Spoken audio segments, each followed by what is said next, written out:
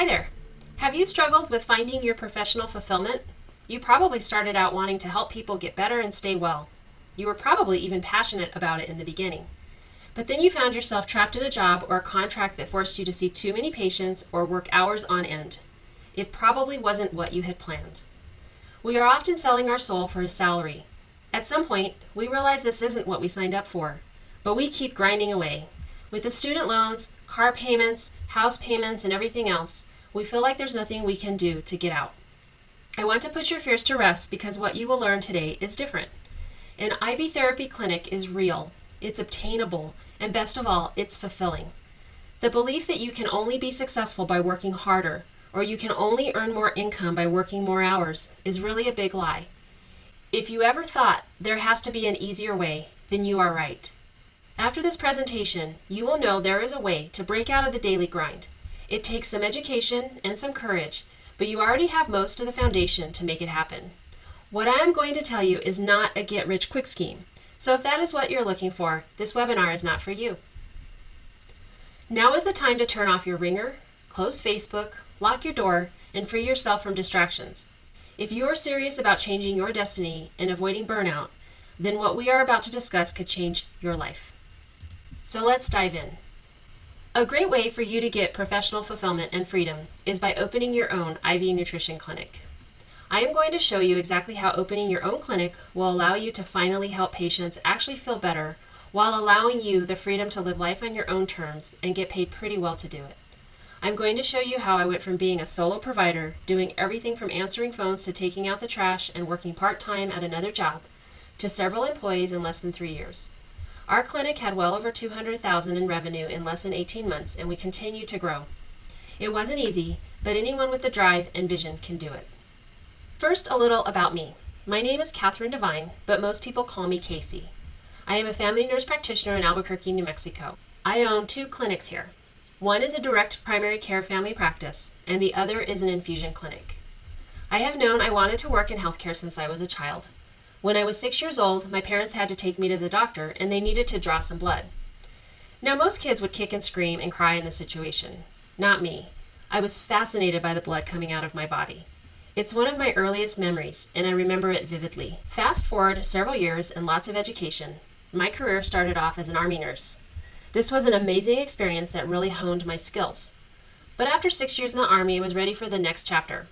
I bounced around some as a civilian RN, but eventually I decided to return to school to become a nurse practitioner. It wasn't long after graduating and starting my first job at a Medicaid refugee clinic in Amarillo, Texas, that I thought maybe becoming an NP was a huge mistake. The days were grueling. The company that I worked for really only cared about the bottom line. As the billable provider, all efforts were aimed at squeezing every ounce of productivity out of us. It was exhausting and depressing. After a few years, I found another position. I had imagined I would stay in pediatrics for my career, but a job for a family practice position in integrative medicine caught my attention. I loved what I saw when I interviewed, and that is what landed me at Well Life in Amarillo and changed the course of my future forever. Now, don't get me wrong. I wanted the challenge of my advanced role, but I wasn't prepared for the dramatic increase in responsibility and the erosion of work-life boundaries. After a few years in Amarillo, I moved back to New Mexico. Before I moved, I embarked on some self-exploration about what I wanted my career and life to look like. To be honest, I went to nurse practitioner school without doing much research. After 20 years as an RN, it just seemed like the next thing to do. I just assumed the income would be better, and I was attracted to the availability of the Monday to Friday day shift jobs. I wanted to affect people's health at the deepest level possible. I needed a way to provide health care, not sick care. And I dared to believe there was a way to do this and find freedom in my day-to-day routine. I wanted to direct my own destiny. At the Medicaid clinic, there was an LVN clinic manager. I swear, her single purpose was to tell us you can't do that. She was just doing her job and keeping us within the boundaries of Medicaid and clinic policies, but it was so frustrating. As I searched for jobs, it all just looked like more of the same. There were those short patient visits, and the rushed prescribing a pill for the ill that was only masking symptoms, and dealing with insurance, and of course, mountains of paperwork. At the end of the day, I was still trading time for money. This meant I would forever be at the mercy of my employer. In the traditional model, I didn't really think I was truly helping patients toward optimal wellness. I also loved traveling and always had a dream of taking many vacations during the year. But despite getting an advanced degree, I didn't get the time off I wanted and wasn't able to travel much. Vacation time was limited to my contract allotment, and being approved for the time off was often a challenge. I was usually too tired to be fully present for my family and friends. Weekends were packed with errands, yard work, etc., because there was no time during the week. I wanted to do things like take my son to the zoo or share an ice cream cone in the middle of the day. Or meet a friend for lunch, which most healthcare providers never dream of. I also felt like a failure as a mother. What really did it for me, the moment that broke my heart, my son was 6 at the time and in gymnastics. He had been working on a forward flip for several weeks. Then one night, he finally landed it, and I missed it. I missed it because I was looking at my laptop and charting. I looked up and realized I had just missed his turn in line, and I knew I missed something big because he had a huge smile on his face. But then his smile faded when he realized I had missed it. I never wanted to feel like that again. I never wanted to miss those important moments. Whether it was getting an award, making a tackle, or any other accomplishment, I wanted to be fully present. Heck, I want to be able to travel every weekend for every event all the way through college. And then, if my adult son needs me somewhere, I can be there for a day, a month, or more. Then I had an epiphany. While I was planning the move back to New Mexico, I had a conversation with the medical director and owner of the clinic I was working at in Amarillo. I was telling him about my struggles, how all the available jobs were traditional clinics and I just couldn't go back to practicing that way. Then he changed my life by asking a simple question. Why don't you start your own clinic? My immediate thought was, no way. I didn't know anything about running a clinic or a business. But that question kept bouncing around in my head until I finally decided I should do some research.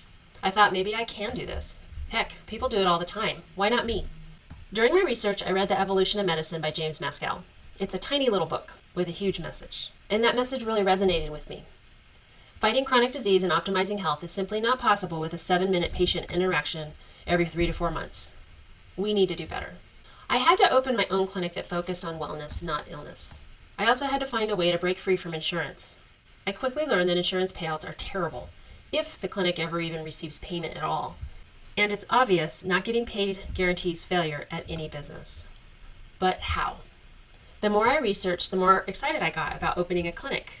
I could barely sleep at night with all the thoughts running through my head. I decided it was time to write a business plan. I found a template online and started to fill in the blanks. Completing each section forced me to contemplate every aspect of a business. I considered and made a plan for everything from hours of operation to legal entities to financials to services to suppliers to marketing. Instead of discouraging me, the business plan exercise solidified my direction. I not only had an idea, I had a roadmap. From time to time, I hear people say, failure is not an option. It is usually related to sports or sales. But if I had believed that, I would have never taken the first step. Business is a lot like swimming, but most people think it's like swimming in the ocean, when in reality it's more like a pool. They tend to think if you jump in and can't swim far enough, you're going to drown. But when you think of business like swimming in a pool, you realize that if things don't work out, you can just swim over to the side and catch your breath while you come up with a new plan and try again. I figured even if I had completely failed, I would just have a little more debt. I still had my license and I could continue to earn a good living. That's pretty decent for complete failure. So I took action. I leased a small space, researched and got the various business paperwork needed, found some used medical equipment, etc. My initial overhead was small, and within a few months the clinic was supporting itself. I worked PRN jobs at first to avoid dwindling my savings. I would return calls during breaks and after hours. I would make appointments on days off and sometimes meet a patient after a shift. I had initially decided not to offer infusions. This service added a bit of complexity that I wasn't ready for. However, being integrative meant that addressing nutritional deficiency was a major part of most treatment plans, and infusions are the most direct route, literally, to address these deficiencies. Randomly, one of those PRN jobs was at a ketamine infusion clinic. The clinic owners had planned on moving away in a few years. However, within a few months, they had moved up their timeline. They wanted to move back to Florida and start a family. They offered to sell their infusion clinic to me. I was flattered, and I was totally not ready. I was still growing my own clinic, but opportunities are rarely timed perfectly. So I mulled it over and remembered something a wise friend and successful business owner told me. Listen to your business. It will tell you what to do. As soon as that popped into my head, I knew what to do. I decided it would actually be a great fit to my current clinic, and I would fairly easily be able to expand the services to include nutrient infusions. So what happened next? Well, Within 18 months of opening the first clinic, I was too busy to work extra jobs, and I was making enough to live on. I resigned from the one remaining job I had, and it was time to swim without a floaty. A few short months after that, I was busy enough to hire my first full-time employee. It was scary, but it was necessary. After getting this person trained, it was off to the races. I was officially leveraging myself. In about 2.5 years, I have an annual revenue of about $300,000 in my family practice. I actually had to halt the growth of that clinic because most of the work required my knowledge and my time. I couldn't leverage myself very well. The infusion clinic is a few years old now, and I spend very little time in the day-to-day operations of that clinic. My RN does the majority of the infusions during the week, and I have a few nurse practitioners that work the weekends. Injections are handled by a medical assistant who doubles as the receptionist. All of this happens without me working nights, without working 12-hour shifts, and even early on, I was able to take more vacations than when I worked for someone else. What's amazing about taking vacations now is that I'm still making money. My clinic continues to run like clockwork, even if I'm on a beach with no phone. Oh, yeah, and my infusion clinic is making about $250,000 a year. That's right, I'm making more from the infusion clinic while working less. At first, I had to be willing to do just about anything, from taking out the trash to plunging toilets. I still have to do those things sometimes, but it's worth it. And it's not just me that is pursuing my dream and my vision. Here are some of our past students that are also making the leap into entrepreneurship. If you want this too, all you have to do is visualize what you want your life to look like. Let's do it now. Close your eyes and imagine what it would be like to have a practice on your own terms. Have a practice that isn't handcuffed by the insurance company. Go home at night and not be exhausted. Take a vacation and still earn an income without fighting your employer to get time off. Set your own schedule. Need a day off? Take a day off. Does your kid have a school event in the middle of the day? Yep, you can schedule around that and go. Or maybe you are motivated by having a nice house, taking a first-class flight, or driving your dream car. Would having these things make a difference in your life? I know accomplishing my goals has changed my life, and striving for my goals is very motivating. My decision to work for myself changed the lives of everyone around me. I can go to lunch with my best friend, my mom, or just by myself if I want to get away for a couple of hours. I can cut out early for a middle-of-the-day birthday or tea time. I can pick my son up from school if I need to, and I can bring him to the office if needed. So, we have covered why you should consider an IV nutrient clinic. Let's dive into the how. We are going to cover 3 secrets.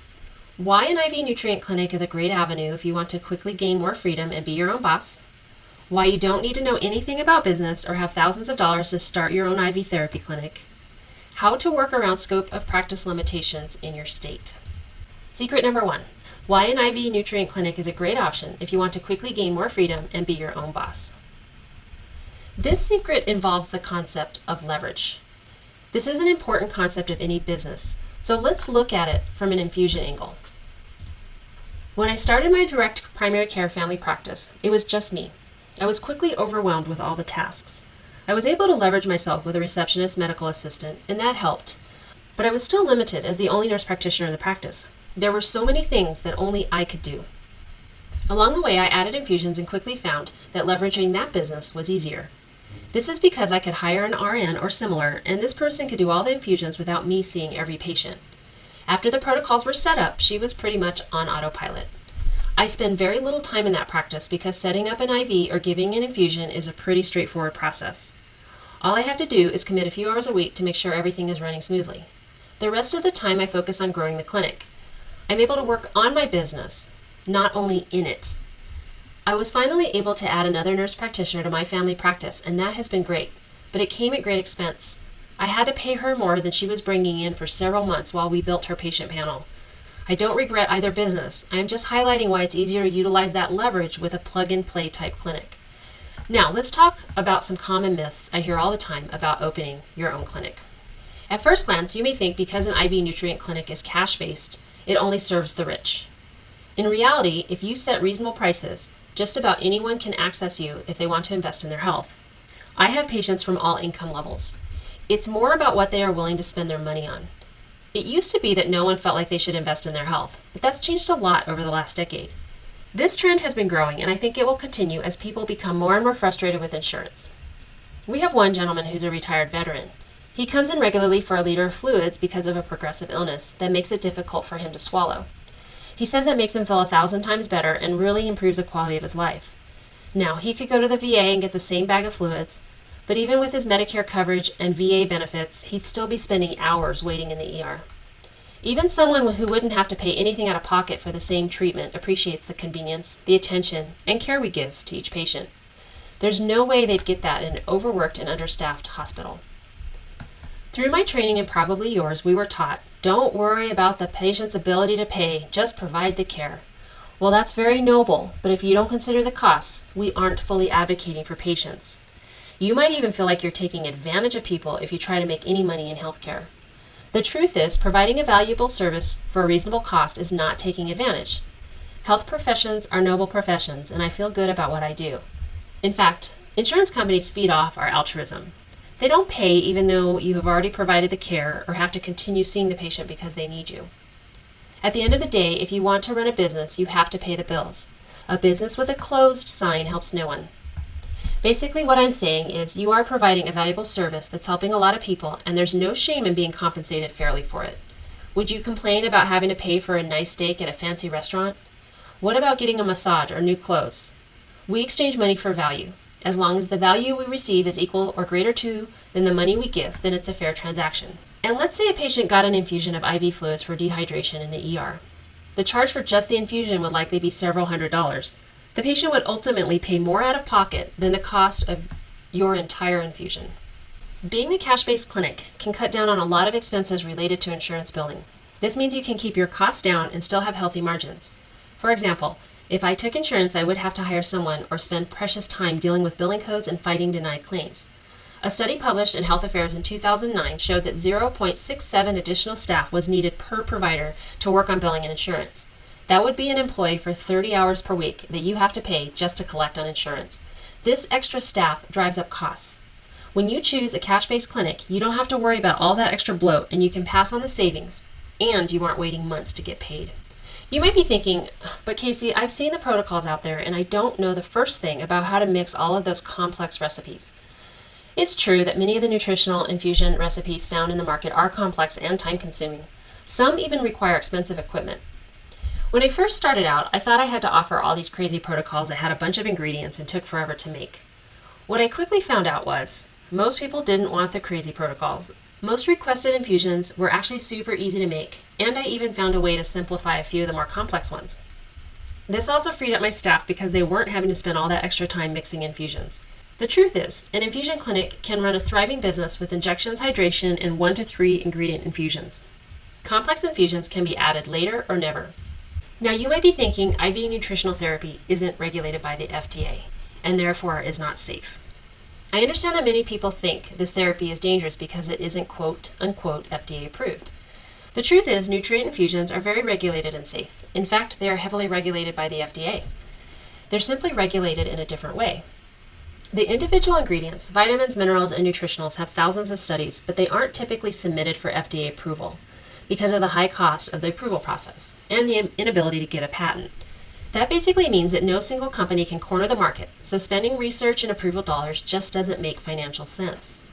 Think about total parenteral nutrition that is given in hospitals every day. The final product is not FDA approved because it has been customized. This does not make it unsafe. The FDA regulates compounding in several ways. It's complicated, but compounding pharmacies can voluntarily register with the FDA so they can become an outsourcing pharmacy. This means they can then send products in bulk. These registered pharmacies must meet strict guidelines, like current good manufacturing practice. These guidelines are actually at the same compliance level as a commercial pharmaceutical manufacturer. Smaller compounding pharmacies are still regulated, but in a different way. The FDA also determines what bulk substances are available to compound based on their safety and effectiveness profile. Basically, the lack of FDA approval does not mean lack of safety or regulation. The bottom line is an IV nutrient clinic is a great choice if you are going to open a clinic or add a service to an existing clinic. It's easy to train other staff to handle most of the day-to-day work. You are able to leverage your time, and your payments are upfront. So now let's look at how you can open your clinic without spending thousands of dollars or having much business experience. You don't need to know much about business or have thousands of dollars to start your own IV therapy clinic. I know that's a pretty bold statement to make, but stay with me for a minute. My second nurse practitioner job was with a small private family practice. The clinic was started by a DO and completely self-funded. He had all the same challenges many of us face. He came out of residency as the sole provider with a wife and 2 kids, a mortgage, and student loan debt. In fact, he probably faced a greater challenge than many of us because his medical school debt was probably crushing. What he had and continues to have that he passed on to me and I hope to pass on to you is a vision. His vision was providing holistic care to everyone, regardless of income levels. My vision is to provide a better healthcare experience. Yours doesn't have to be exactly like mine or his, but a vision will get you through the hard times and the fear. Every time I have to write a check for something or pay a bill, my vision keeps me going. Because even though you don't need 6 figures in startup funds, you do have to invest some finances into your business. There will be some difficult times, and having a strong vision will help you get through it. Neither my friend or myself had any idea how to start, run, or grow a business. We had no formal business training, no MBA or anything like that. But that vision gave us the motivation and courage to start, and the drive to figure things out. Pretend you're getting my made-up MBO degree, a Master's in Business Ownership. To complete the program, you're required to create a business plan. Now, a business plan is typically written for someone else to read so they can better understand your business. Many banks and investors require a business plan before they're willing to give you any money. But the business plan for you is a section-by-section plan of what and how you are going to accomplish your goal. This exercise forces you to consider every aspect of your business. As I wrote my business plan section by section, I realized I already had a lot of knowledge. When I came across a section I didn't understand, I read up on it. I also decided which areas I could do myself and which areas I needed help with. For example, I'm pretty good with computers, so I was the IT department at first. But I don't understand accounting. I suffered my way through it the first year, but as soon as I could, I hired a bookkeeper. Looking back, the time spent learning accounting software was not worth it, and I probably should have hired someone sooner. A good accountant can often save you money, but they always save you frustration. The business plan increased my confidence dramatically. When I was done, I didn't just have a vision, I had a roadmap. A good business owner realizes what they can and, most importantly, what they can't do. For everything they can't do, they find someone who can. For everything they can do, they figure out if they like doing it. If they don't like doing it, they outsource that also. Another reason I really love IV nutrient therapy as a business model is because of its flexibility. There's very little startup equipment needed. I found a small space that kept my overhead low. I only bought used equipment and I scoured the internet to buy supplies at the smallest amounts possible. There is no large upfront investments to make. The only major cost that concerns most people is the commitment around leasing an office space, and even that can be avoided in the beginning by getting a little creative with how you run your clinic. I'll share more about that in a little bit, but first I have figured out a few ways to get the necessary funds if you have absolutely no savings to lean on. In reality, it is possible to get started for only a few $1,000s. It would be great if you had a big savings account to make the leap, but the truth is most of us don't have that option. What we do have is support from our state. Every state has a goal to grow and help small businesses thrive. There are lenders that are practically ready to hand you money. The best way to learn about available loans is to tap into your local small business development center. This free service provides business advisors that can help you with every aspect of your business. They usually have ongoing funding workshop classes that you should attend. In my area, they have microloans called the Presto Loan that goes up to $50,000.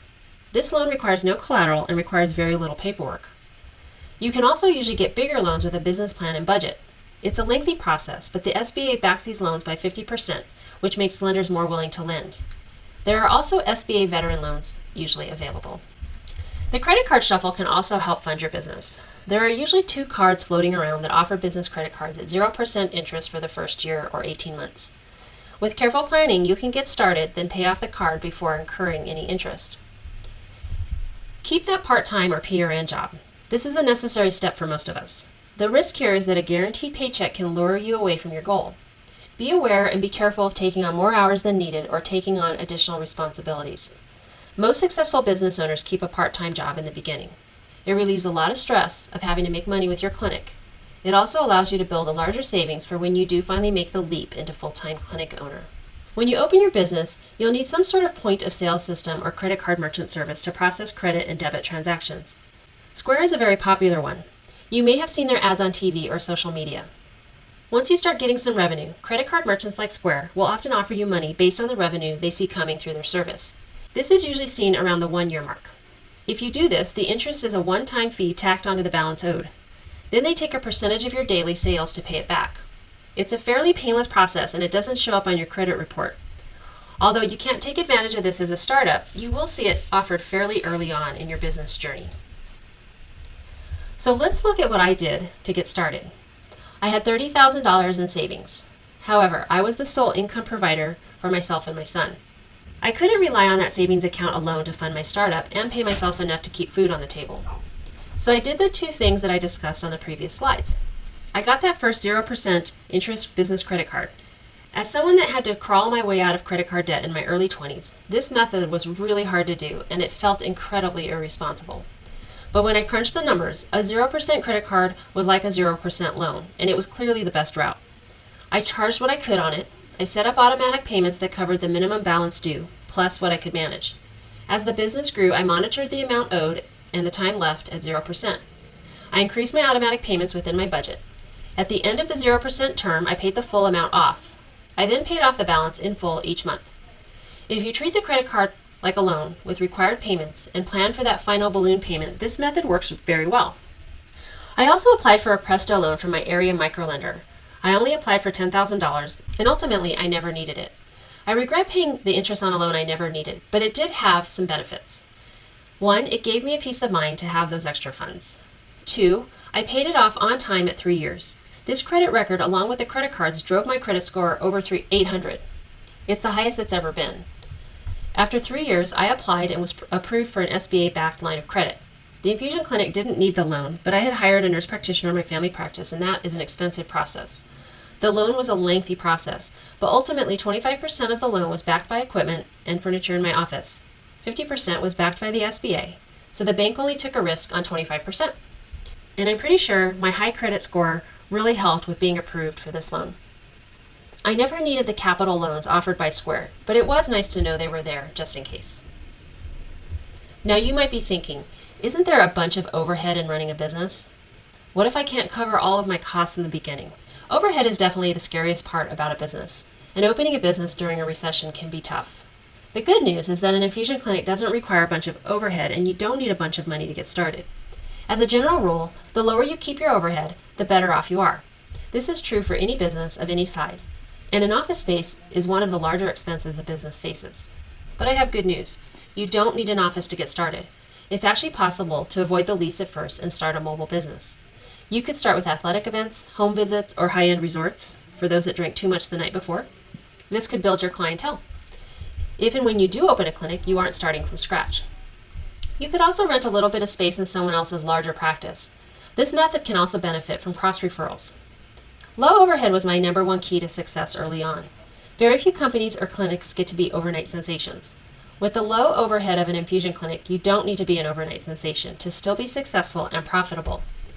Most people would hesitate to start a business during a recession, but a mobile business is practically guaranteed to not fail. You have practically no overhead, and you can start writing off some expenses that you use for the business, like your cell phone, home office, your car, etc.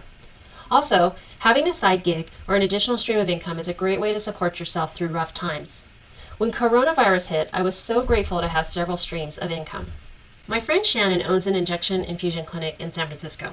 She has a physical space as part of her naturopathic clinic, but she wanted to extend the reach of her injections. Instead of opening up multiple locations, she rents out space within other affiliated businesses. She now has multiple locations throughout the week, all over the city. This is genius on so many levels. 1, she isn't physically present at the various locations. She has staff that goes there. 2, she overcame the astronomical cost of rent in the Bay Area by operating out of other locations for 1 to 4 days per week for several hours at a time. 3, San Francisco is a city that is hard to get around in. By renting space in other businesses, she is able to be all over the Bay Area, making her clinics a short distance from anywhere in the city. She effectively extended her footprint. 4, injection pop-ups feed her infusion lounge, so her multiple locations become their own marketing. Also, if someone is starting out, this is an excellent way to control your schedule. Start with 1 location 1 day per week, market it and test the response. If the location is popular, extend the hours, and so on. A few years ago, I had a meeting with an area compounding pharmacist. It was basically a sales call so she could show me what the pharmacy had to offer. She was a PharmD, and while we were talking, she told me she was getting her MBA so she could open her own pharmacy someday. She was extremely personable and intelligent. I was pretty new in my journey, and I thought even then the MBA was just delaying her from her goals. It's been over 3 years since I met with her, and she still hasn't opened a compounding pharmacy. I think she is still busy getting ready to get ready. I say all that to say an MBA is not required, and it's maybe not even recommended. If you have one, great, but don't let getting one delay you. In fact, don't let anything delay you. I want to tell you a quick story about my mom. She was born in Korea and moved to the States after she married my dad. When I was young, they got divorced and my mom moved to Hawaii. Shortly after she got there, she opened her own restaurant. Here's the thing. My mom has the equivalent of a 5th grade education and barely spoke English. When I say she knew absolutely nothing about how to run a business, I'm not exaggerating at all. And what's even more crazy, her business has been very successful for over 30 years. My father has a high school diploma. When I was a child, he was a construction laborer. After his day job, he would make extra money as a handyman. Eventually, he had so many clients, he was able to be a full-time handyman working for himself. So when I thought about opening a clinic, I got some parenting advice. They told me, don't be afraid of what you don't know, just figure it out. When you run into a problem, ask questions until you find a solution. It's not that it's difficult, it's that people give up too soon. You don't need a fancy degree, you just need to solve the next problem and the next and the next and so on. The truth is, an MBA won't prepare you for starting a business. MBA programs are designed to produce effective managers in large businesses. Put another way, an MBA will help you get a promotion, but it's not likely worth the debt as an entrepreneur. You'd learn more and be farther ahead if you invested that money into your business. If you already have an MBA, great, and I am sure there's plenty of applicable knowledge. The point is that it isn't required to be successful in business ownership. The best thing to prepare you is specific education as related to your field as possible. Read, listen to podcasts, read some more, search the internet, attend webinars and courses. Actually, starting a business is the most accelerated business course available. Another big concern I hear from people is the really thin profit margins many clinics face. For those of you that don't know, profit margins are how much money you make after all expenses are paid, like overhead, employee wages, taxes, and all that. Small profit margins are a concern for any business, but there are several solutions. The secret is add-ons and overlap. Let's start with markups. Depending on where you live, you can mark up your services by 50 to 100%, meaning your gross revenue will be 1.5 to 2 times what it costs you to administer the infusion. Because the area I live in is pretty competitive, I can only mark up my infusions by about 50%. Let's look at the Myers nutrient infusion for a second. Our cost to administer a Myers infusion is roughly $65. That's including labor, materials, and all the other business expenses. I charge $99, which means I'm making about $30 per infusion, which is not great, but not awful either. Here's the thing. Most of the cost of that infusion is paying my staff and office expenses. The actual product, the Myers cocktail itself, is a very small portion of that, which is the case with many vitamins, minerals, and nutritionals. But we have an opportunity to easily add profit and value with an add-on. Glutathione, for example, only costs a few dollars. It is the master antioxidant, so it is a great addition to any infusion. Since we've already started an IV, we always offer a glutathione add-on for a special discount of $29. Whenever someone says yes, my profit just doubled. Why? Because the labor and supply costs were already covered. The add-on was almost all profit. Another key point is overlapping infusions. I know this is obvious, but the first infusion only profits about 30 to 50%. But the next infusion is probably closer to 80 to 90% profit because it's overlapping other infusions. We have 3 chairs, so we can do this 3 times. Finally, events are a great way to add profit. You can do recurring pop-ups at a local merchant.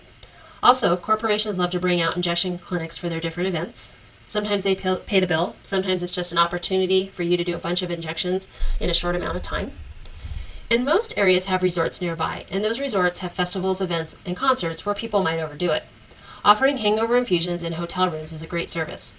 We are even on the list for a few local wedding planners. Bachelor and bachelorette parties and weddings usually result in a lot of hangovers, and these groups will book us in advance for a few hours the morning after. There are a ton of ways to increase profit margins without having to charge more money. It just takes creative thinking. You might be thinking, there's no way I can just quit my job. You have student loans and other bills, and you probably know you won't be making enough money when you first start. The truth is you don't have to quit your job to start doing infusions or injections. I get it. You have student loans, a mortgage, a family to feed, etc.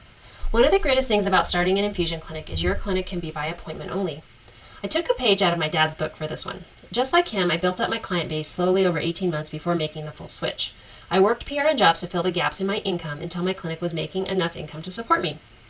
You could also start your clinic as a pop-up like my colleague in San Francisco did, or go to people's homes or parties. There are a ton of options when starting this type of clinic that allow you to work it around your schedule. You may be thinking that you have to spend a bunch of money finding new patients. I thought that too when I first started. What I learned was that most of my patients had found me through my website. That's one of the really amazing things about marketing today with the internet. We can go directly to them, like when you have a great website that shows up. That's one of the really amazing things about marketing today with the internet. Social media is a great way to get the word out about your clinic.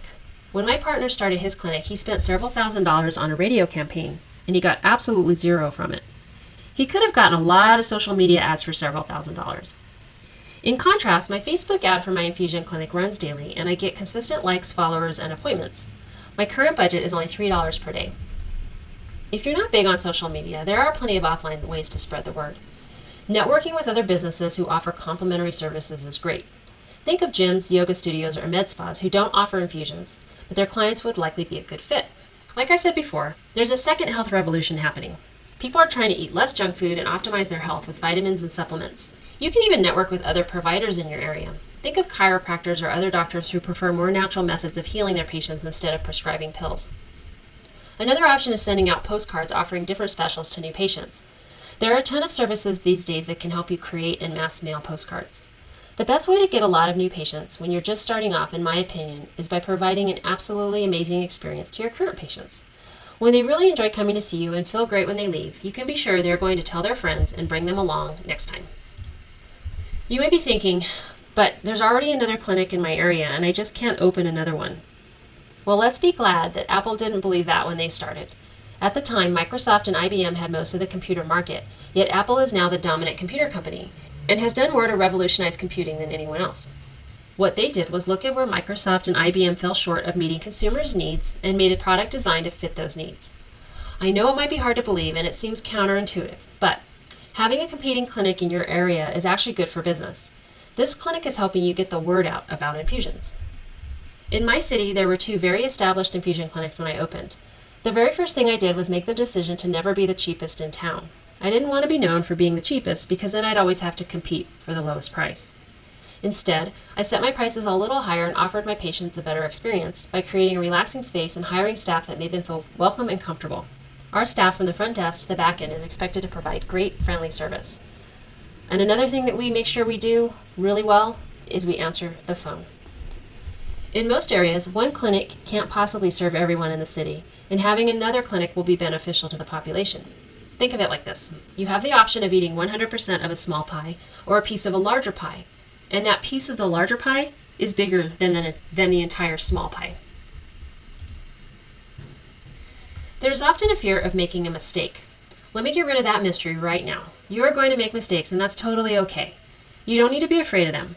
Mistakes are really lessons learned, and when you are small, the lessons you learn are small and extremely valuable. I know health professionals are taught we can never make a mistake because we could really hurt someone. And that's absolutely true. But as a business owner, mistakes are just opportunities for adjustment. Not everything you do will work the first time, or the second, and sometimes not even the third. The goal is to try new things and continually make adjustments until you find something that works. When I first rolled out infusions, I got very few bookings. Instead of just calling it quits and thinking it wouldn't work, I thought about what I needed to fix. Did patients understand the infusions? Did staff understand the infusions? Were my prices too high? Honestly, I had to adjust all 3. I created patient handouts that all staff had to read. When medically appropriate, I offered a free injection or infusion to all the staff. They could then talk about it personally. I had also set my prices too high. I decreased my main prices and adjusted add-ons to be more enticing. I split out services. So my mini Myers is only $85, but hydration add-on is $29. So I can guarantee you aren't going to get everything right on the first try. But it's okay, you will make adjustments and you will know when you get it right because it starts working. So the truth is, starting your own clinic isn't complicated or scary, and it definitely doesn't require a lot of money. You just have to think a little differently than what you're used to. Secret number 3, how to work around scope of practice limitations in your state. I have a patient that started a business on his kitchen table in the 80s. He created and sold tech support solutions for hospitals. When he acquired a contract, he posted job announcements and hired the support needed. Now, when a hospital employee calls tech support, they are often calling his company. He sold a portion of his company a few years ago for millions of dollars. Now here is the kicker. He has a master's in geology. He knew very little about business when he started, and he knew even less about computers and technology. I'm sharing this story because I have realized that anyone can open a business and just put the right pieces in place. Most people opening clinics have a healthcare background, but they don't always have to. The moral of the story is that those who want to get ahead and take control of their life take action and figure out how to make it work. Just because you don't have the proper license in your state is not a reason to give up. There are ways to get around scope of practice limitations. Usually it's a simple matter of hiring the right person. No matter what license you have, I can't recommend enough that you consult with an attorney before opening your practice. This is one area where even small mistakes can have major consequences. Healthcare is a heavily regulated industry. Each state has their own laws and regulations, from prescriptive authority to how you can advertise. I don't say this to scare anyone or stop them from opening a clinic. This definitely shouldn't stop you, but it should caution you to protect yourself. Trust me, it's far less expensive to consult an attorney on the front end than have to hire them on the back end after something has happened. Maybe you are worried that you don't have the scope of practice to do IV therapy, and maybe you are right, but there are so many ways to work around this.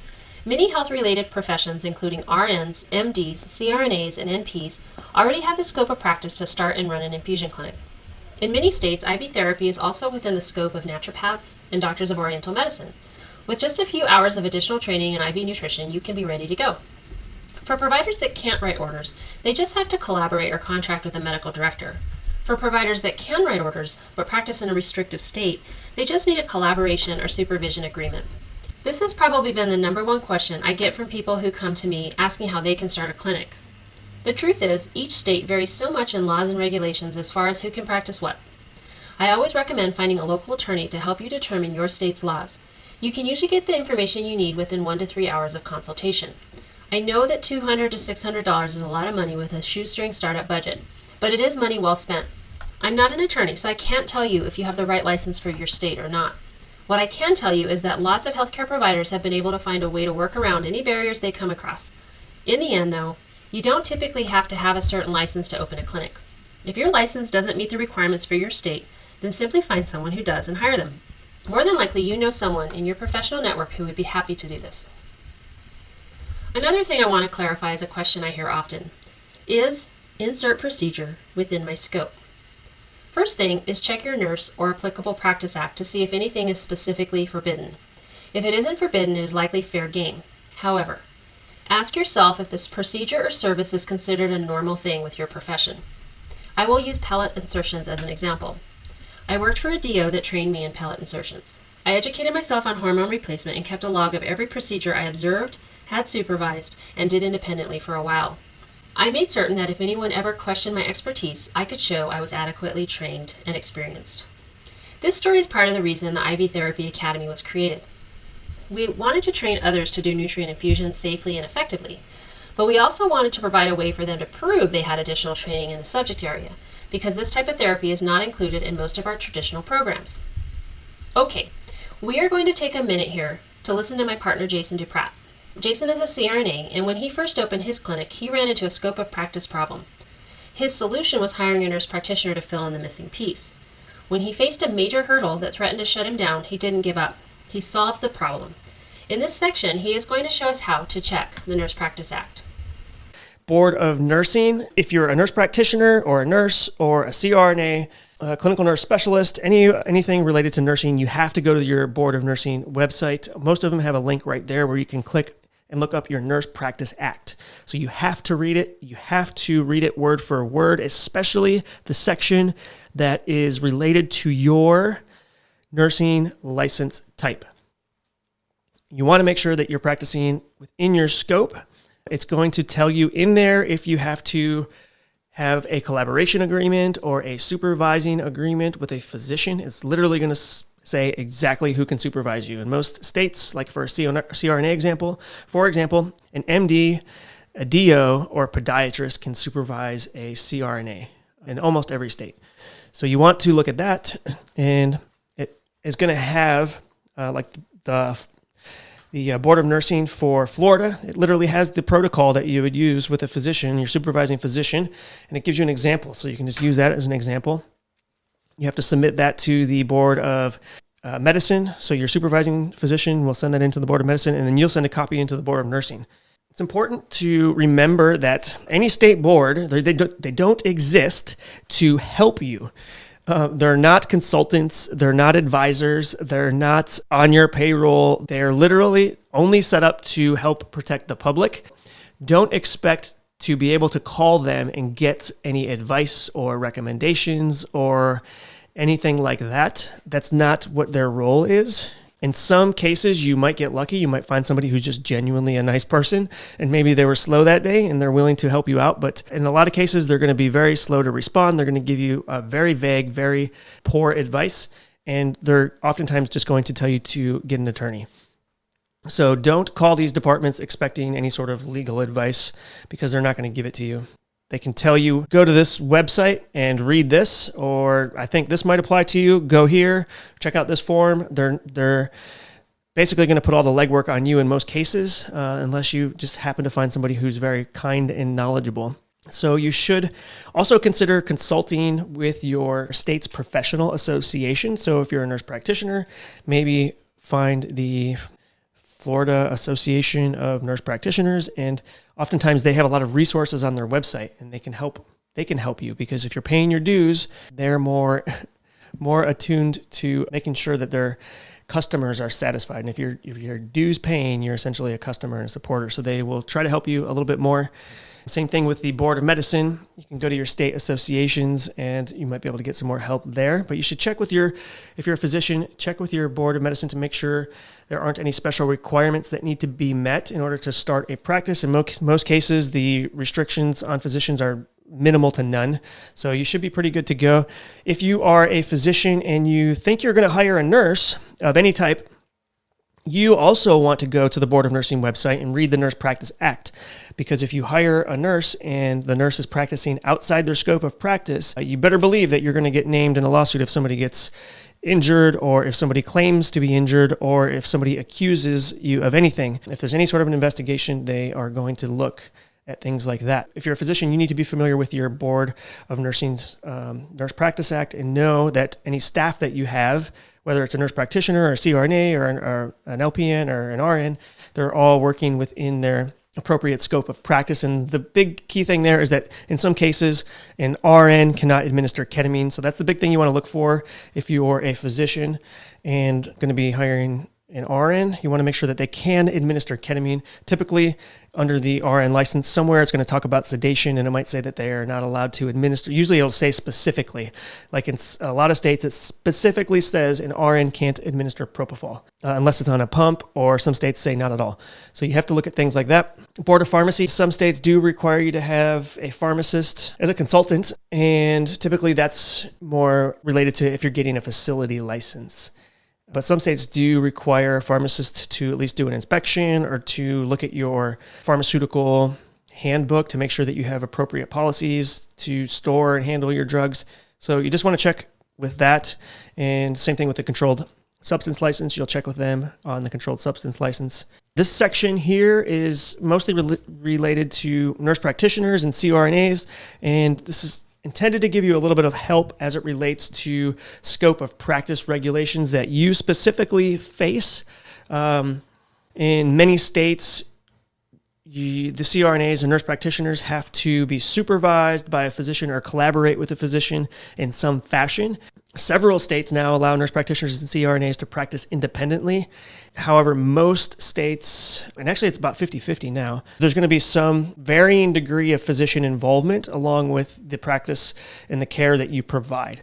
So you have to go to, again, your Nurse Practice Act and read your license type and make sure that you stay within your practice.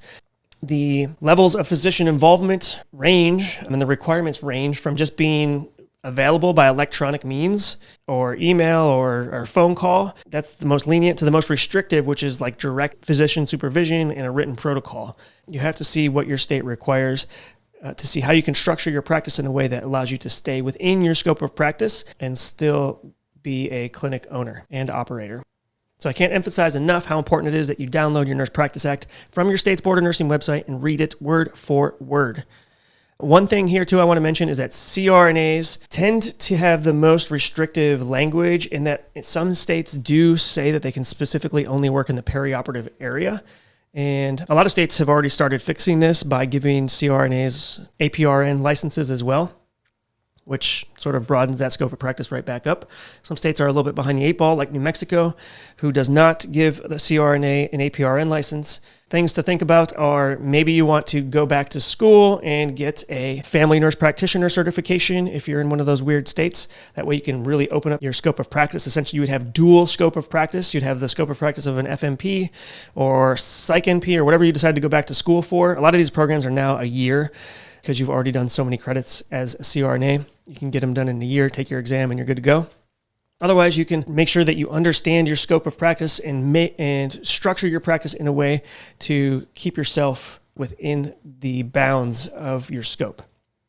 One thing that a lot of CRNAs do is that they still might own the practice, and they're administering the infusions, but maybe they are, having a psychiatric mental health nurse practitioner or an FNP do the actual evaluations. That sort of helps to bypass the rules for a CRNA. So they're still staying within their scope, but they just bring somebody else on board who has the ability to do the things that the CRNA can't. And they sort of essentially tag team and combine their scopes to get everything done in a manner that keeps you within all the regulations. So other practices or other CRNAs or nurse practitioners decide to, partner with a physician, and the physician sees all the patients and writes the orders, and then everything's good then. The physicians don't have to worry about this, except for the fact that if they're going to be hiring somebody, they still have to make sure that whoever they're hiring and working with is within their scope of practice. So we already talked about that with the RNs, possibly not being able to administer ketamine in some states, so you want to check that. NPs tend to have pretty flexible scopes of practice. They're pretty wide open, family NPs or psych NPs. So they typically don't have as much issues. And actually, they tend to have full practice authority in more states than CRNAs. But if you are not an NP that has full practice authority in your state, you'll either need to hire a physician or partner with a physician. So that way they will be your collaborator or your supervisor, depending on exactly how the language is in your Nurse Practice Act. You want to make sure you involve an attorney who's familiar with these regulations, and you want to make sure you structure your payment to the physician in a way that doesn't break any state or federal anti-kickback statutes or Stark laws or similar laws. So you just want to make sure that this relationship and the payment structure is structured the way it's supposed to be. Otherwise, you could end up with fines or even imprisonment. And so you don't want to skimp as far as hiring an attorney here. One of the easiest ways to avoid, complicated arrangements is to not pay a percentage, because that can set people up for a lot of problems. If you pay a flat fee to the physician, in a lot of cases that makes it much harder to try for somebody to claim, Stark laws or anti-kickback or anything. Obviously, the physician shouldn't get any financial benefit from referring patients if there's, say, a referring provider as well. So certain things like that you just have to watch out for. And again, involving an attorney is the best thing you can do. So all these scope of practice things can definitely be an annoyance for nurse practitioners and CRNAs, but there is a way to work around almost every single scope of practice restriction. You just have to get creative. And sometimes that involves hiring somebody else in. Sometimes that involves doing a proper partnership with somebody who can fill the void in your scope of practice. Sometimes it means going back to school for whatever, just a year to do a postmaster certificate in a different type of training. So that way you have a much wider scope of practice, the scope of practice of 2 licensed clinicians essentially. So there's ways around all of these scope of practice limitations. You just have to know how to structure them legally. And so it can be done. It's not terribly difficult at all. You just have to watch out, because this is where a lot of people get tripped up. Thanks, Jason. Once again, I want to mention that neither Jason nor I are attorneys, and this isn't legal advice. You should still consult a local attorney. This walkthrough is designed to help you get started, point you in the right direction, and help direct any attorney you do speak with. Having direction should cut down on their fees. It's also a good idea to be familiar with your Practice Act, whether or not you open your own clinic. Maybe you are worried you can't find a collaborating provider or medical director. This is challenging, but if you think about professionals you already know, you might be pleasantly surprised.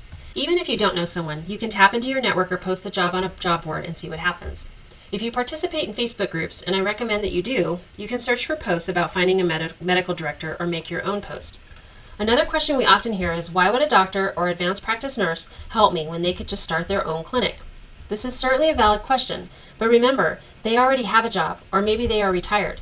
They won't open their own clinic because it takes work. The truth is, most people don't want to put in the work required to be a business owner, so the relationship you are proposing is a win-win. You get what you need to follow your vision, and they get a little income for very little effort. There is a nurse practitioner in Texas that has owned a clinic since 2013, and Texas might possibly be the most restrictive practice state for nurse practitioners and other healthcare providers. The rules vary state to state, but this nurse practitioner proves that anyone can make it happen with some creativity and a knowledgeable attorney. Another example is California. In California, a nurse practitioner can't own a medical clinic. At first glance, it sounds like they can't open a practice, but they can. They just have to call it a nursing clinic. It comes down to semantics. After all, nurse practitioners aren't practicing medicine, they are practicing advanced practice nursing.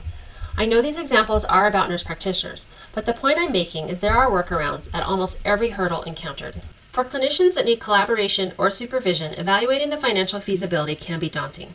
We have seen agreements run from $0 to as high as $4,000 monthly. The key is to go into the negotiation with a number in mind. Also have a plan of what the collaborator or medical director will be responsible for. At first, you are just getting started, so there are very few duties and little income. Try to incorporate a startup phase. After all, if their fees force you out of business, everyone loses. Definitely avoid fees tied to profits. This is your business, not theirs. It is recommended fees be fixed, but possibly could be tiered by number of patients treated per month, regardless of income. For example, $200 for less than 50, or up to $1,000 for greater than 200. Keep the tiers wide so you aren't having to count hairs every month. And remember, there is no set templates for these arrangements. Think about win-win solutions. If they aren't interested in a win-win solution, go find someone else. There are plenty of reasonable people out there. The key takeaway here is that it is possible. The bottom line is that if you want to do this, it is likely that you can make it work. Know your Practice Act, ask your board. Most business formation laws are pretty easy to locate with some online searching or a phone call. And of course, consult with a local attorney to help clarify what you need in your state. So, can you see how this would work for you? I'm not special. All I had was a dream and a desire to live my life better. I made a decision to pursue it until it became a reality. It took some time, effort, and a little stress, but at the end it's been worth it 100 times over. We have covered the following. Secret number 1. Why an IV nutrient clinic is a great option to open if you want to quickly gain more freedom and be your own boss. Secret number 2. Why you don't need to know anything about business or have thousands of dollars to start your own IV therapy clinic. Secret number 3. How to work around scope of practice limitations. Now, who wants to do this? At this point, you have 2 choices. Go it alone. You could absolutely start your own clinic after what I just finished sharing with you. It was more than what I had when I started. But I also made a lot of mistakes in the beginning. Mistakes that not only cost me money, but time. It took a lot of time to figure out the right things to do so I could finally step away from my clinic and let it run basically on autopilot. Those bumps and roadblocks set me back from where I could be if I didn't have to figure things out on my own. Which leads me to option 2. Option 2. Be guided by someone who's already figured it out. Get it right, make less mistakes. Get guidance and direction by someone who has already done it and helped others to do it. Which one sounds better? Together with my partner Jason, we have created a course specifically tailored to help you start your very own IV nutritional clinic. This course is specifically designed for the online environment. The purpose of the program is to give you all the knowledge needed to start your own clinic and avoid many of the pitfalls that Jason and I experienced when we first started. We also wanted to provide an accessible platform for solid foundational IV training so you have the evidence of advanced knowledge. Now that we have covered the why, and hopefully all of the why nots, let's go over what an investment in the IV Therapy Academy looks like by going through a breakdown of the course modules. The modules covered are an introduction to IV therapy, IV therapy regulations, a review of federal rules and typical state rules that regulate the IV therapy industry, venous access tips and how to process labs, a review of how to draw blood, obtain IV access, and how to process labs in an outpatient setting, understanding and calculating osmolarity, understanding and calculating this extremely important concept for safety and comfort, patient process, Tips to ensure your patients have an amazing experience and become return customers and tell their friends and leave 5-star reviews. Complications. A review of common complications faced and how to handle them. Components of IV nutrition therapy. Education on the individual IV components so you can confidently customize your infusions based on your patient's needs. Protocols. 29 protocols that work and are profitable. USP 797 guidelines. A thorough review of the guidelines for compounding infusions. You might think that you are mixing, but the USP in your board of pharmacy does not agree with you. Cost and pricing. Exact breakdown of how we calculated prices for maximum profitability. And you get business guidance for establishing a nutrient infusions practice. You can see the breakdown listed here. Conduct a simple market analysis. Getting incorporated. EIN, business bank accounts and bookkeeping software tips. The basics of insurance. Some regulations and licensing that impacts infusion clinics. Understanding commercial leases. How to select an office location. Tips on ordering supplies, equipment, and pharmaceuticals. Ways to create a website. Setting up patient financing options if applicable. Marketing. Credit card payment setup. Hiring staff and setting up payroll. And how to create the best patient experience. So don't take my word from it. Let's hear from a few of our past students. I decided to sign up for this course because I felt that there is a high demand for IV nutritional therapy. Not many people are doing it around in my area. So I felt that this was a pivotal service to add to not only boost our practice, but also to give the patients what they really wanted and what they really needed. The hard thing is getting the right information. So that's what I found frustrating when I was trying to gather the right tools and information. It was hard to find the right source. This course not only covers the basics, it goes into details. It's step-by-step procedures, labs that you need, the history of IV vitamin therapy. It's comforting that I can trust that this material is not only accurate, but sound, and always putting the patient first and safety first. So I felt confident signing up for it, that it would really meet my needs in my practice. What I love about it, it's really, they hold your hand, they show you every step. You don't feel like you're alone. And very, very thorough, extremely well done, professional. I like to see videos and demonstrations and just to further my learning experience. And I really felt like I was right there with them. But the best thing is that you could really just do it from your own home, on your own time, in your pajamas if you want. You don't have to sit in a conference. You just do it at your own leisure, and really just do it at your own pace. So you could breeze through it, or you could spend, however long you want doing it and watching it over and over. That's what I like doing. If I missed something, I could listen to it again. I could take those notes just to really feel like I was getting everything that I needed to feel confident to enforce this in my practice. My favorite thing was probably just the delivery of the material and how they just hold your hand through it and just give you the confidence along with the knowledge that you need. Really, what more could I ask for? They really left no stone unturned.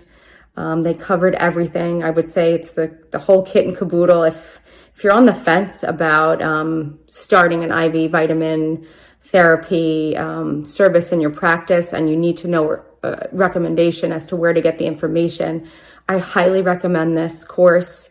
You will learn so much. You will feel so confident, and you will feel you could really deliver the best care to your patients. If you're on the fence, hopefully I've convinced you to take the plunge and sign up for this course. Well worth it. And it financially, you can't beat it. So highly recommend. So who did we make this course for? I am a nurse practitioner and Jason is a CRNA, but we made this course for anyone that is looking to gain more freedom from the daily grind, or maybe just have a nice side stream of income. We believe that nurse practitioners, CRNAs, RNs, MD, DOs, and current clinic owners that want a solid foundation to train their staff are great audiences for this course. So let's look at what you are going to get when you invest in the course and in yourself. First, you get the full course so you can start your very own IV therapy clinic. And don't worry about having any colleague support because you get access to the Facebook student group so you can get real-time solutions to problems you have from other successful clinic owners around the country. This helps you get all of your questions answered, even if they weren't originally covered in the course. You also get a chance to see what other successful clinic owners are doing right and what they found not to work, so you don't have to make the same mistakes yourself. If you want to focus on what makes a clinic successful without having to make the mistakes yourself, then you want to take full advantage of the private student group. Hey, my name is Angeline Jackson, and I just want to share my experience on the IV Therapy Nutritional course. This course is a self-paced course. It has a lot of added bonuses. You also get to have the support of fellow classmates as well as business owners through the private Facebook group. This course is an online course, and so I was able to navigate through it at my own pace. If I ever had any questions that came up, I was able to either post them on the Facebook group or email Jason directly.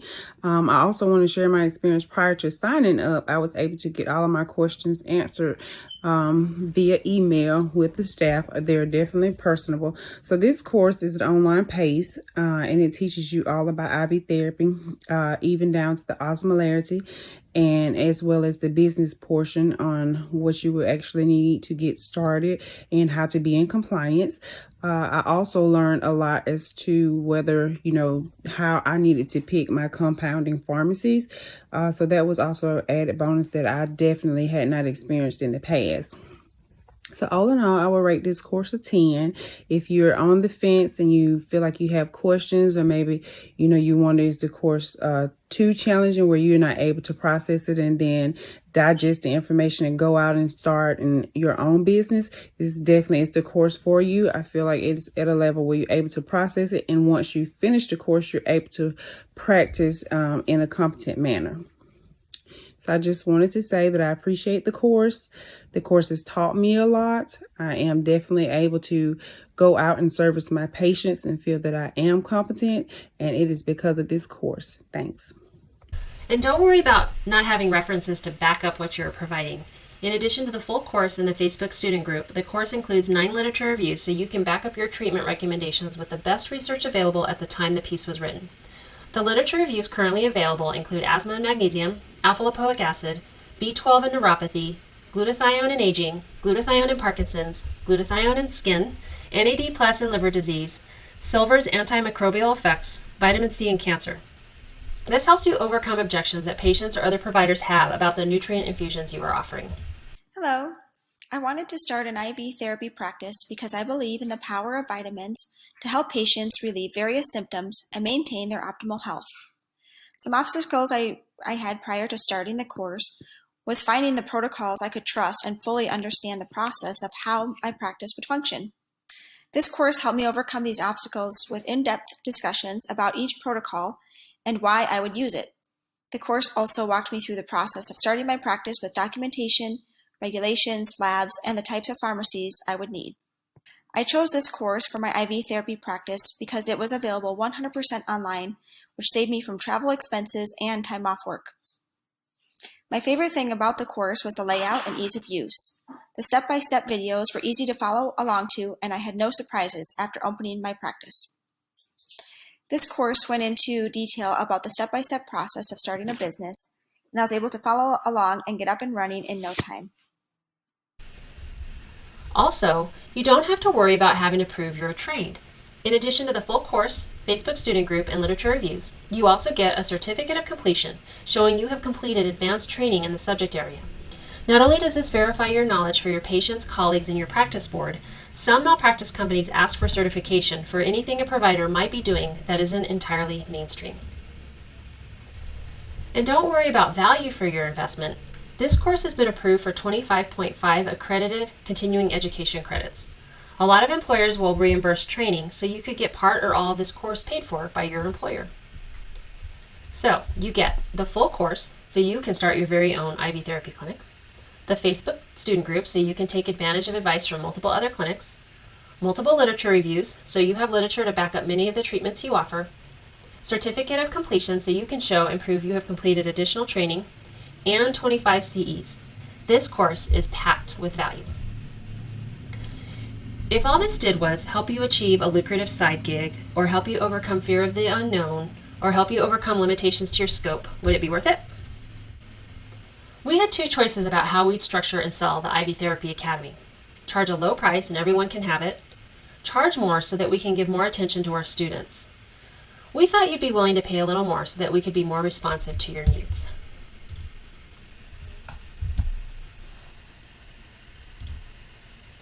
And don't worry about not having references to back up what you're providing.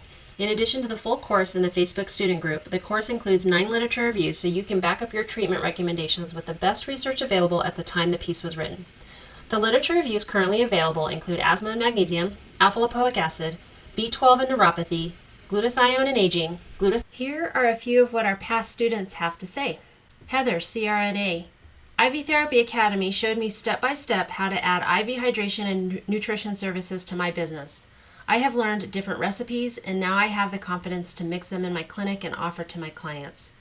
I found learning how to calculate osmolarity based on how much and what type of additives to be especially helpful. Thank you. Sharonda Hicks, RN. I love this course. I learned much more than I thought I needed to know. Worth every penny. Jeremy Ray, firefighter paramedic. My wife and I own Tennessee Hydration and Wellness. I have gotten lots of great information from the program that I will implement in our practice. I am super excited about being part of the private Facebook group for students and learn from other IV therapy providers. And the value doesn't end here. We have included some great bonuses. Bonus number 1. In addition to all the great information already included, our infusion clinic specific business plan with financials is a great springboard to get you started. Not only is it a guide for you in starting and growing your business, it will help you with financing. If you choose or decide you want to explore getting a business loan to get started, the business plan with financial projections is a critical component. I started my clinic with my own money and a microloan, but now as I'm expanding, I want to get some outside funding. The two things a bank will be looking for when deciding on whether or not to give you a loan is your business plan and financials. Whether you plan to ask for a loan now or not, it's still a great idea to put together a business plan. This will help give you clarity on your clinic and the direction you want to go. Bonus number 2. In addition to a complete business plan with financials, you also get a set of clinic forms and templates. This covers all the standard forms you need, from intake forms to health questionnaires. These forms can be downloaded and they can be edited, so you don't have to start from scratch. One thing that was really difficult for me starting out was finding trusted vendors and suppliers. There are definitely some shady companies on the internet. I've put together a list of where to get everything you need with competitive prices, so you can start and keep your clinic running with the least overhead possible. Price changes frequently, but this is a great way to get started. On the list, there are also suppliers that have small unit packaging, so that you don't have to buy bulk supplies in the beginning and risk them expiring before you can use them. The list also has ways to find great used equipment at a fraction of the price.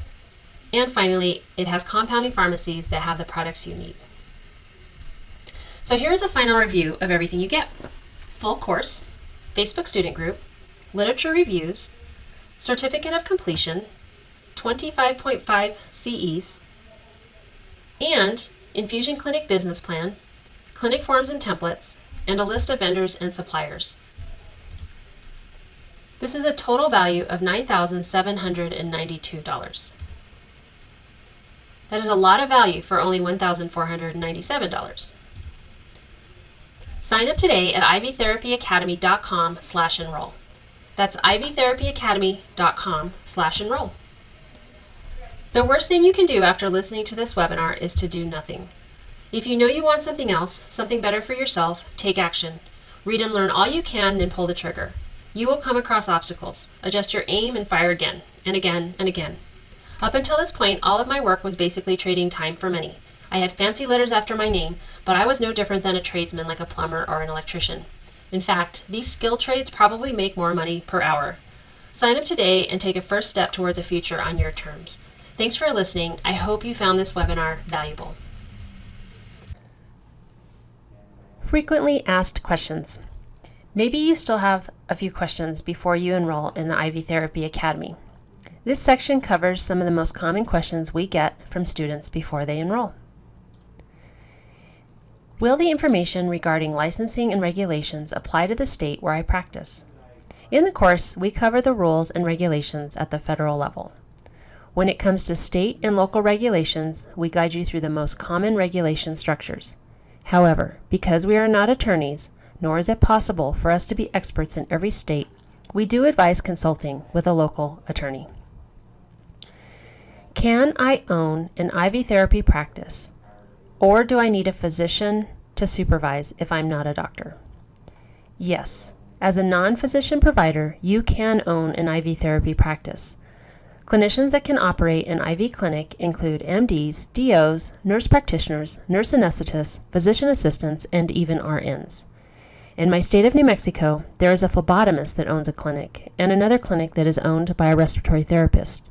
Both clinics have licensed clinicians for standing orders. Many states allow anyone to own a clinic. It's having the right people in place to do the job that matters. Some states allow NPs and CRNAs to practice independently without physician involvement. Others require NPs or CRNAs to collaborate with or be supervised by a physician. Additionally, RNs will need some sort of standing orders and an agreement with the appropriate licensed clinician to function as a medical director. A nurse practitioner can do this in many states. In other states, it must be a physician. You will need to check your state's Nurse Practice Act to determine the level of physician involvement that is required. If the Nurse Practice Act is vague or unclear, we recommend consulting with a healthcare attorney familiar with your state's scope of practice regulations. I am currently an RN. I don't think I can open up a clinic in my state. I know I've talked about this already and touched on it in the last slide, but it's still the number one question we get from potential students. They'll say, "But Casey, I don't have this license or that license. I don't think I can open up a clinic in my state." The truth is you absolutely can. The main thing that will change from state to state is whether or not you need to hire or partner with an ordering provider. For that, you'll want to read your Nurse Practice Act and talk to a local attorney. But you don't need to be a physician or a nurse practitioner or a nurse anesthetist to open an IV therapy business. An RN can administer infusions in every state.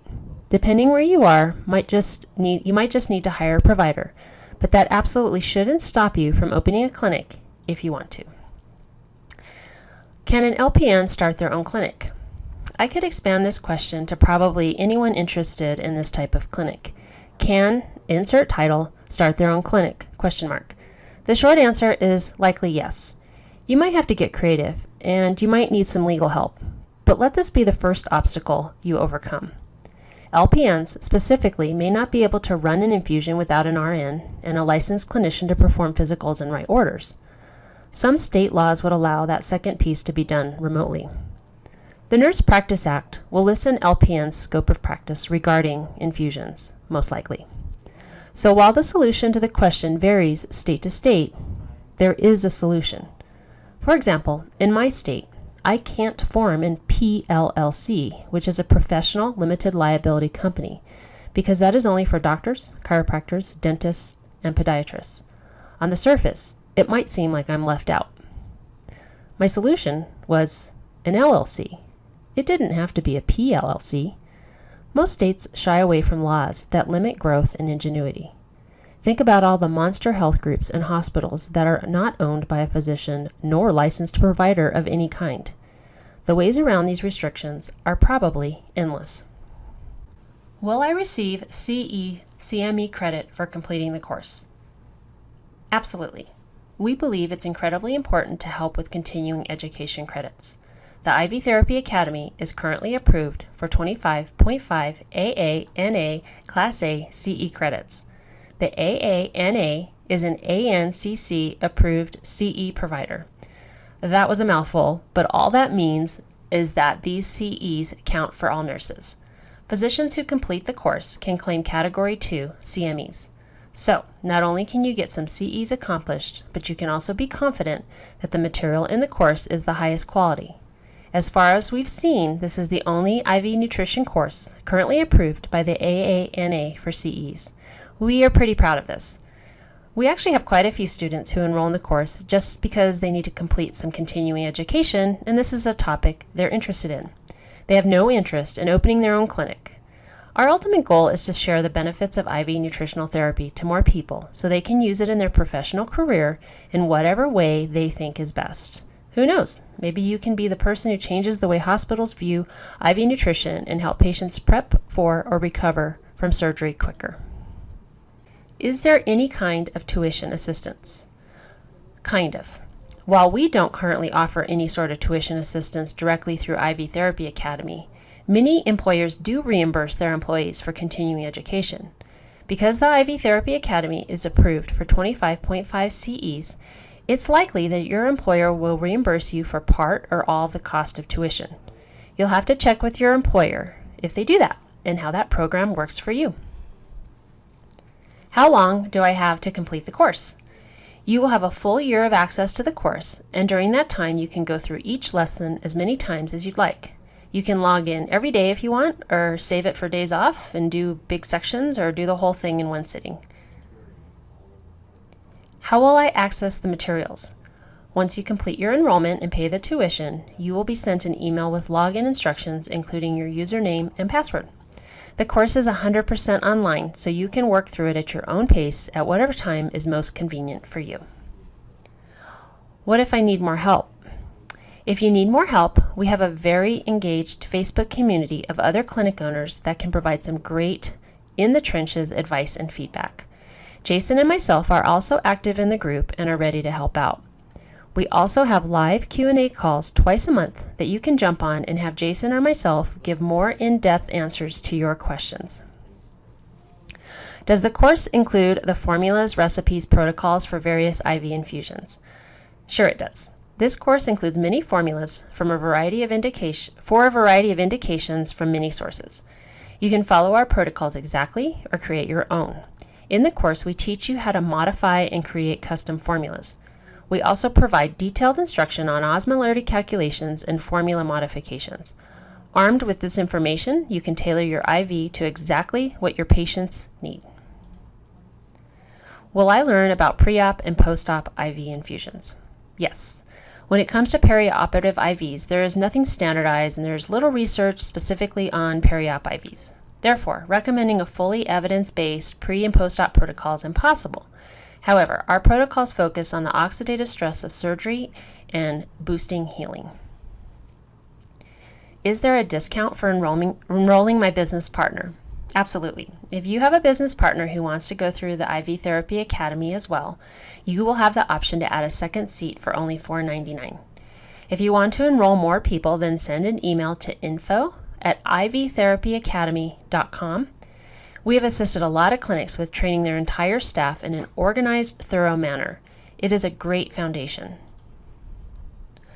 Do you have a list with the recommended supplies, including emergency supplies? Yes, we do.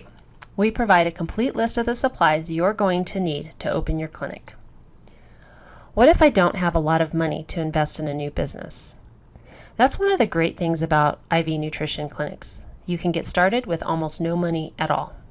Remember my friend who went around at different businesses and did injections for their current customers? You can do that too while you're getting started. Find a local yoga studio or gym and work with the owner to figure out a weekend or evening you could come in and set up a booth and provide some simple injections or infusions. Just about everyone could use a B12 injection or even hydration with some vitamin C. These are easy and quick to give, so you could do quite a few in a span of a few hours. Plus, you can do this alongside your current job while you save up more money to open your own clinic and grow your clientele. Or keep this as a side job for a while or forever and use the extra money to pay off student loans, upgrade a vacation, or add to retirement savings. Will this work for me? This question bothers me a little, mostly because it's the wrong question. IV Therapy Academy is all of the knowledge Jason and I have accumulated over several years of starting our own successful clinics from nothing. We've also helped hundreds of students start their own clinics, so we know our program works. That's already been proven. The real question, and the right question, is, are you willing to do the work? Starting a business requires work. There is no easy button. Although enrolling in the IV Therapy Academy will make it much easier, you still have to do the work. You still have to go through the lessons and implement what we teach. You still have to figure out the laws and regulations in your state and adapt your clinic and your business plan according to that. Maybe that means hiring a provider. Maybe that means you need physician supervision. In fact, that is the biggest part of a business owner's job description, solving problems. What I can tell you is that the work is absolutely worth it.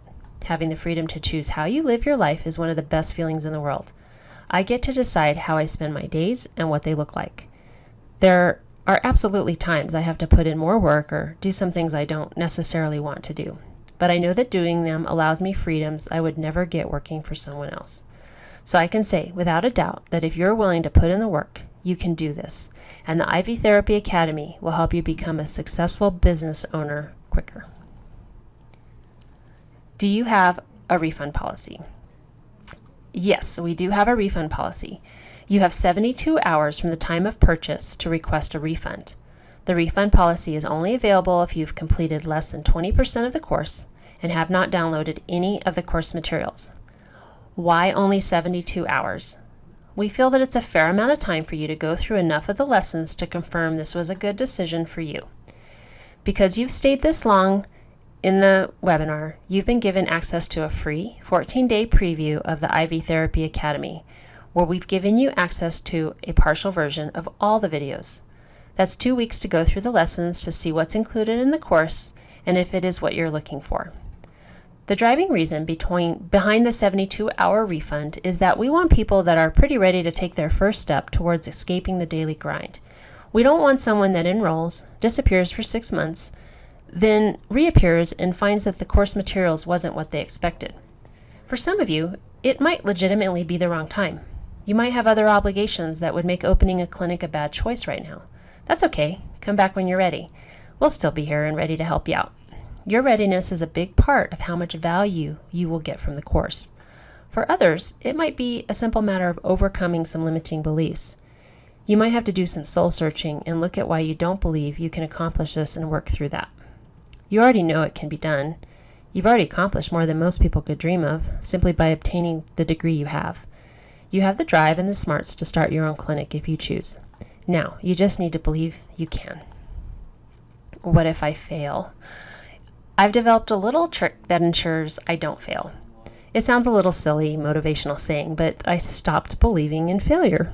Instead, I look at everything as a lesson when it comes to business. When I first started my clinic, I priced my IV nutrient treatments too high, and no one was buying them. I could have decided that my clinic was a failure and given up. Instead, I looked at what was going on and decided to lower my prices to something that was more in line with the area I lived in, and I started getting new patients immediately. Not everything you're going to do as a business owner will work the first time. That's okay. Look at what went wrong and make some changes and try again. Then keep trying new things to improve upon your success. If you keep doing this, you really can't fail. The only way to fail is to make a choice to give up. I'm going to take a wild guess that you didn't make it this far in life because you're someone who gives up easily. So what's next? At this point, I've shared everything I can to help you get started on your journey. I've shared my own start and struggles and how I overcame them. I've shown you why I believe that starting an IV nutrient therapy clinic is the best clinic to start if you have no business experience. Hopefully, I've also shown that you can absolutely do this too if you're willing to put in the work. Now you have to decide if you're up for the challenge and ready to reap the rewards of becoming a business owner and finally taking control of your freedom and live life on your own terms. If you're ready, head on over to www.ivtherapyacademy.com/enroll. That's www.ivtherapyacademy.com/enroll. And you will be redirected to the course enrollment page. If you're not ready, you still have access to the course preview for 14 days.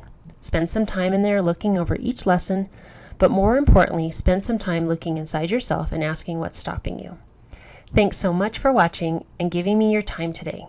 I hope this was time well spent and you walk away with some valuable insights. I would love to hear what you learned. We will be sending a follow-up email shortly. Just reply to that and let me know. Have a productive day.